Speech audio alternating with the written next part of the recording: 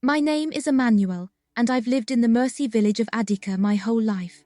Our village is nestled deep in Ethiopia's Omo Valley, surrounded by rolling hills, dense acacia trees, and the soft whispers of the Karo River.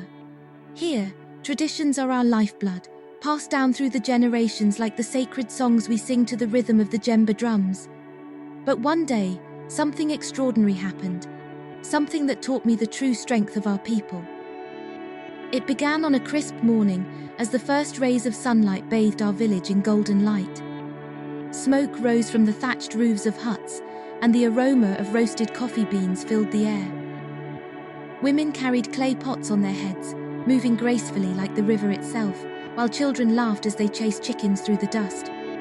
This was no ordinary day. Today, Dalo, the chief's eldest daughter, was to receive her first lip plate. For the Mursi, the lip plate is more than an ornament. It is a symbol of beauty, strength, and readiness for womanhood. Dalo had just turned 16, the age when a girl begins her journey into adulthood.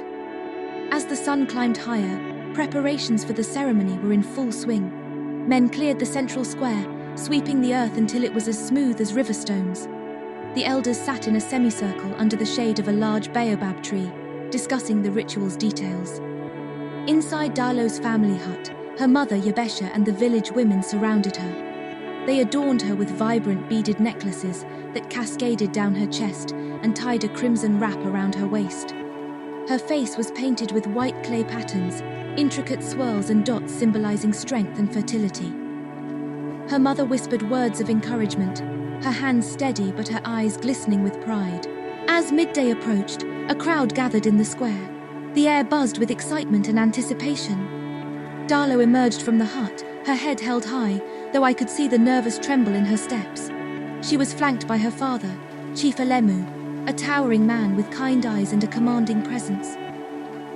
The crowd fell silent as they walked to the center of the square, where Elder Jomo awaited them. Elder Jomo was the oldest and most respected member of our tribe. His deep voice carried the weight of our ancestors' wisdom. Today, he began, we honor our traditions and the journey of one among us. Dalo, you carry the pride of your family and the strength of our people. He held up the tools for the ritual, a small sharp blade and a polished wooden stick. He explained each step of the process to the crowd, ensuring everyone understood the importance of what was about to happen. Dalo knelt before him, her hands clasped tightly in her lap. Yabesha stood close, her presence a silent reassurance. The first cut was quick and precise, a small incision in Dalo's lower lip. She winced, but didn't cry out, her resolve unshaken. The wooden stick was gently inserted to keep the incision open, marking the beginning of her journey. The crowd erupted into cheers and ululations, their voices echoing through the valley. The celebration began immediately.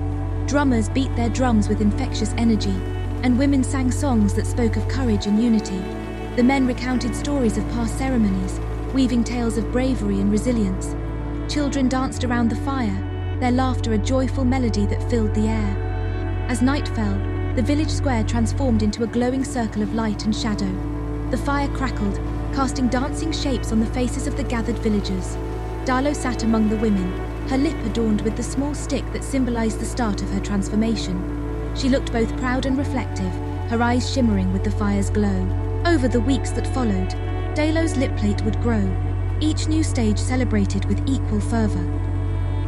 The process was a testament to her strength and the unwavering support of her community. Each bead in her necklaces, each pattern painted on her face, carried the stories of those who came before her and the hope for those who would come after. As I recount this story, I realize how deeply it reflects the essence of our people. We are a community bound by tradition, resilience, and an unyielding connection to our ancestors. Dalo's ceremony was more than a rite of passage. It was a reminder of who we are and the values we hold dear. The Mursi believe that to honor our past is to secure our future. And as long as our stories are told and our traditions upheld, the spirit of our people will endure.